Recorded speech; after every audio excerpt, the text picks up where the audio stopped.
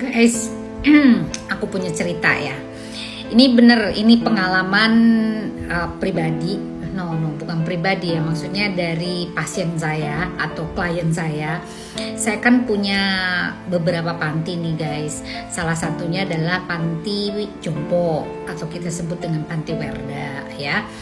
Nah, panti jompo deh ya, yang saya bilang panti jompo supaya kalian paham semua ya sayang ya. Jadi gini, banyak sekali sekitar 400-an lebih lah ya panti jompo itu. Tahu nggak sih guys, ada satu hal yang sangat-sangat menarik buat saya. Ternyata setelah digali, setelah diajak ngobrol, kan anak orang-orang udah tua itu kadang-kadang ini ya guys, apa sih, maunya didengerin gitu kan, gitu, nggak perlu harus disanggah atau sebelah, biarkanlah dia berbicara, curhat dan sebagainya, kita mendengarkan. Oh iya masa, paling gitu aja. Terus gimana, siapa keluarganya, bagaimana dan sebagainya.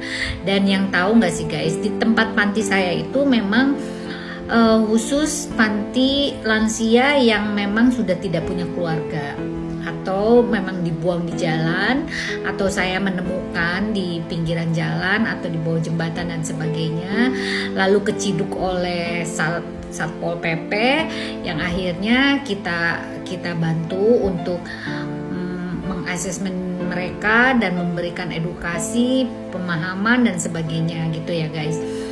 Dan ada satu lagi, dia bilang katanya, saya itu keluarga saya dulu saya punya ini, dia kapten kapal guys.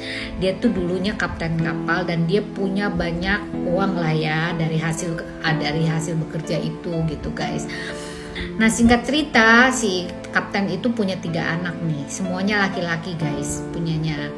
Nah yang berarti laki-laki itu kan membawa si perempuan dong, istilahnya udah nikah kan gitu. Nah berarti ke menantunya semuanya perempuan. Jadi si anak ini sudah dibilang sama bapaknya bahwa saya sebelum tua, sebelum saya sakit-sakitan, saya mendingan dibagi aja uang ini gitu loh, uang apa sih istilahnya, warisan gitu ya, dibagi 3 aja untuk kalian semua gitu. Ya siapa tahu nanti bapak bisa sebulan di tempat kamu, sebulan di tempat B, sebulan di tempat C gitu ya. Nah awalnya sebelum dikasih uang, belum dikasih warisan, dia semangat banget tuh guys gitu. Oh iyalah bapak, siapa sih yang ini, kan kita ini anak-anaknya bapak nih semua gitu. Nah lalu si bapak itu ya sudah tanpa berpikir panjang lah ya, tanpa berpikir negatif terhadap si anak-anak ini, ya akhirnya katanya ya sudah dibagi 3 gitu, dan dia hanya megang uang hanya untuk cukup makan saja guys. Tahu sendiri dong, intervensi cewek itu kan biasa lebih kuat dibandingkan laki-laki kan, karena ya gitu menantu. Ini tidak menjelekkan dari pihak manapun nih ya gitu. Namun ya tak tahu sendiri kan, biasanya kalau yang namanya laki-laki itu kan kebawa sama perempuan gitu ya guys ya. Beda dengan kalau kita punya anak perempuan, jadi anak perempuannya yang ketarik ke kita gitu. Biasanya kan seperti itu ya. Kalian semua yang sudah menikah pasti punya pengalaman deh, share ya di sini ya. Nah setelah itu singkat cerita, setelah dia datang ke A, ternyata nggak diterima guys, cuman dia kuat 2 minggu doang gitu kan. Udah nanti bapak, saya lagi sibuk nih bapak, ini ya nginep di rumah B ya, langsung di rumah B, pindahin lah ke rumah B.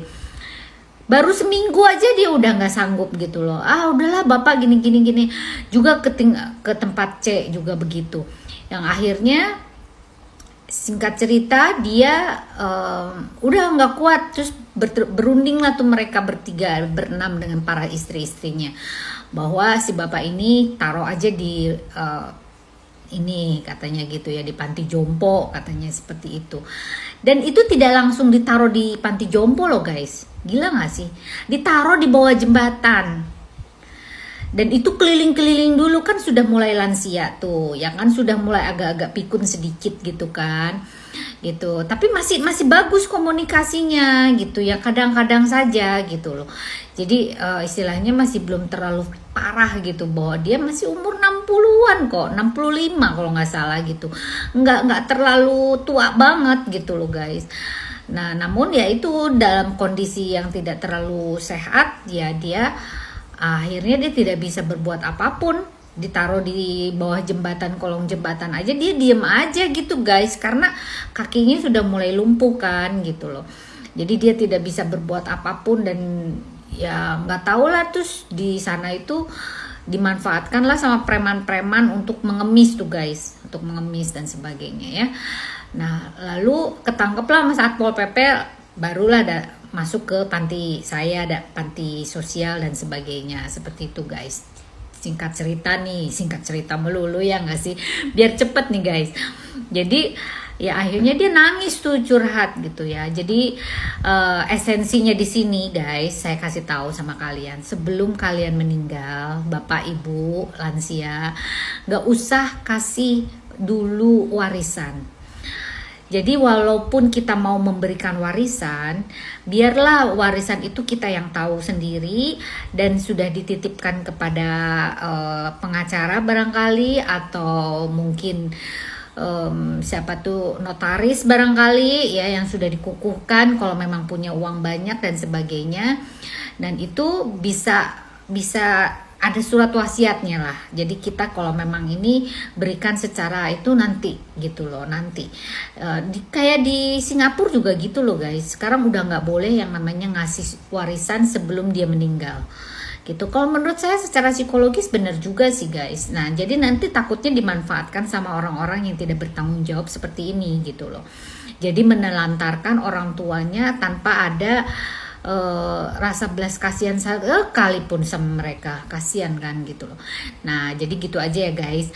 Kalau menurut saya sih kalian cerna sendiri, dan mungkin barangkali kalian juga punya cerita yang sama dengan apa yang saya sampaikan. Share di sini dan kita berbagi di sini. Mudah-mudahan masih ada lagi orang-orang baik yang bisa ketulusan dan keikhlasan hati yang paling dalam, terutama para menantu yang berbaik hati kepada mertuanya ya. Salam Lita Gading.